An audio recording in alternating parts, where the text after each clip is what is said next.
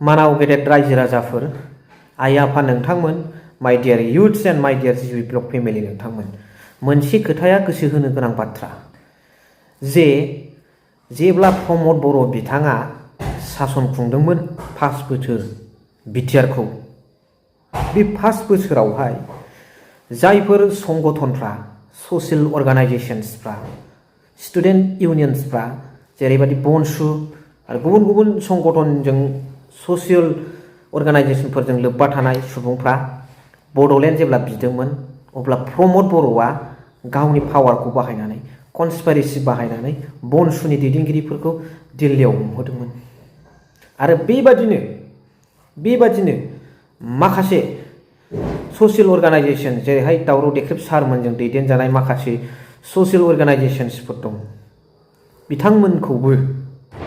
बिथांमोनखौबो गोख्रों रावजों बिथांमोना हेंथा होदोंमोन, पुलिस मिलिटारि बाहायदोंमोन, धमखि होदोंमोन आरो बे धमखि होनायाव दुलाराय बर' फरायसा आफादाबो बिथांमोनजों लोगो लाफादोंमोन।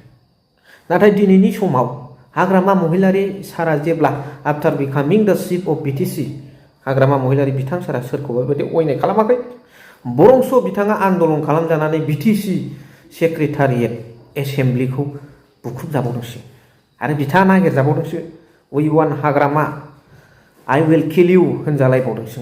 सासे बिटिसिनि मानगोनां चिफखौ बेबादि धमखि होनाया आरो बे धमखि होनाया बेयावनो थाबथानानै थायाखै, दिनै लागातार बड'लेण्ड इउनिभारसिटियाव थानानै आन्दलन खालामनानै धमखि होबाय थागासिनो दं, न' सावहैगोन, कार्बि आंलंनि बादिबो जागोन होननानै होगासिनो दं। दिनै प्रमद बर'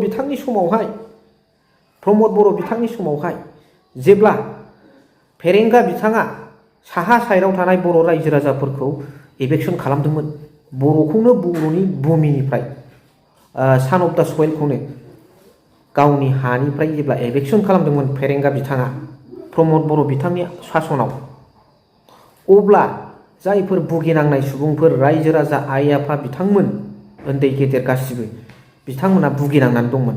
बे भुगिनांनाय सुबुंफोरखौ बिपिएफ दोलोनिफ्राय मानगोनां बिक्रम दैमारि बिथां, लैहोर गयारि बिथांमोननो सहायनि नामावहाय जाग्रा आदार, दै बथल बायदिसिना हैदोंमोन। बे असहायक जानाय सुबुंफोरखौ, सायज' गैयै सुबुंफोरखौ सायज' होनायाव जे बिथांमोना रावजोंबो हेफाजाब होजाला, हेल्पलेस जानानै दङ, बेखौ बिथांमोना सहाय होनो, हेल्प खालामनो थांनायावनो, जाग्रा आदार, दै बथलसे हैनायावनो बिथांमोना जेल जानो गोनां जादोंमोन। बे प्रमद बर' बिथांनि सासनाव बे रोखोम कनस्पिरेसिखौ बाहायदोंमोन, बिथांमोना जेल जानो गोनां जादोंमोन। नाथाय हाग्रामा महिलारि बिथाङा बेबादि खालामदोंमोन नामा? दिनै लागातार बिथांमोना आन्दलननि धमखि होबाय थादों। प्रमद बर' बिथांमोनब्लाथ' बेखौ पुलिस मिलिटारि बाहायनानै जेलाव सोसिगौमोन, केस फाइल खालामसिगौमोन।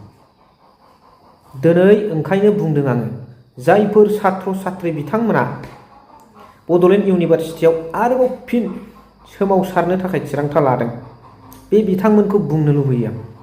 बिथांमोना सोरबा दा 4 सेमिस्टार, सोरबा 3rd सेमिस्टार, सोरबा 2 सेमिस्टार। नाथाय आं गोलाव सम बेकनिखौ बुंथ'ला, गोलाव सम फावसयनांनाय प्रमद बर' सासननि समनिखौ आं बुंला।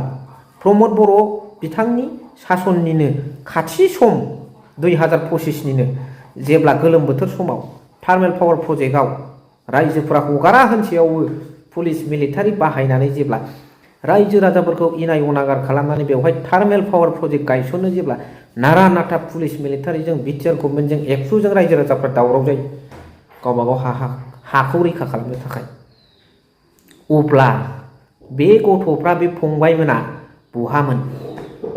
दा सोरबा 4 सेमिस्टार, 3rd सेमिस्टार, 2 सेमिस्टार मोननायाबोथ' उन्दैद्राय नंलामोन ना? बे समाव बिथांमोना खुगा मख'नांगौमोन ना? दिनैसो मानो एथ'ग्रोब बिथांमोना खुगा राव मोनखो? ना बबेबा पलिटिकेल पार्टिजों बिथांमोना बै समाव खुगा मुथेनानै दोनजादोंमोन नामा?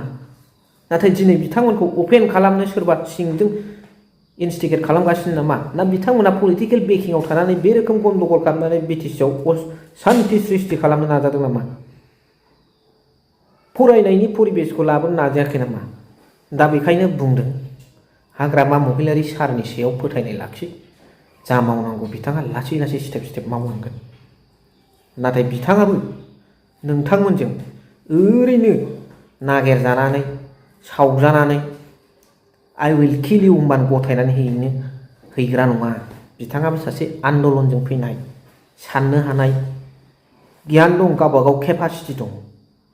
बेखायनो दम होलायनायनिख्रुइ मोजां मथ' लामाजों लाङोब्ला बे साबसिन जायो। नाथाय बबेबा पलिटिकेल पार्टिनि इनस्टिगेट जानानै थुलुंगाखांनाय मोननानै बेवहाय असान्ति सृष्टि खालामनारोबा बेखौ रायजो राजाफ्रा गनायनाय नङा। खोथायाथ' फैबाय थार्मेल पावार प्रजेक्टनि खेथ्रआव नोंथांमोना मानो जेबो बुङाखै, दिनै मानो बुंखो? बेनि एन्सारखौ रायजो राजाफ्रा जरुर हर, आं आसा खालामबाय। थेंक इउ भेरि माच फर वाचिं। लाभ इउ।